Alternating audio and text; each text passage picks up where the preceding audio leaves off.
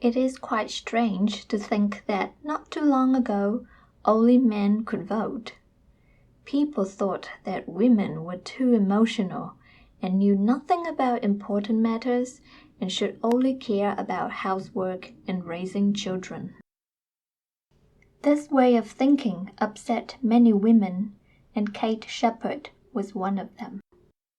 She wanted all women over 21 years old in New Zealand to have the right to vote. She traveled the country, wrote to newspapers, held public meetings, and tried to convince politicians to change the voting laws. It was not an easy fight. Many people disagreed with her. They did not want any changes and thought that letting women vote would be bad for society. Also, as many women wanted to ban alcohol businesses spent a lot of money trying to stop women getting their right to vote. In 1893, Kate Shepherd and other suffragists, supporters of women having the right to vote, collected nearly 32,000 signatures of women in New Zealand to show the government as well as the country how strongly women wanted this right. These signatures covered a 270-meter-long letter which was brought to Parliament and unrolled in front of all the politicians there. It was a dramatic scene which shocked many people. Later that year, the Electoral Act 1893, which gave women the right to vote, became a new law.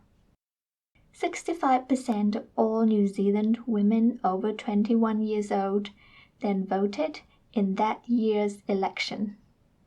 And that's how New Zealand became the first country in the world where women got the right to vote. After that, Kate Shepherd continued to work hard until the day she died to fight for women's rights. She famously said that it was wrong to separate people by their race, class, belief, or sex, and that kind of thinking must be overcome.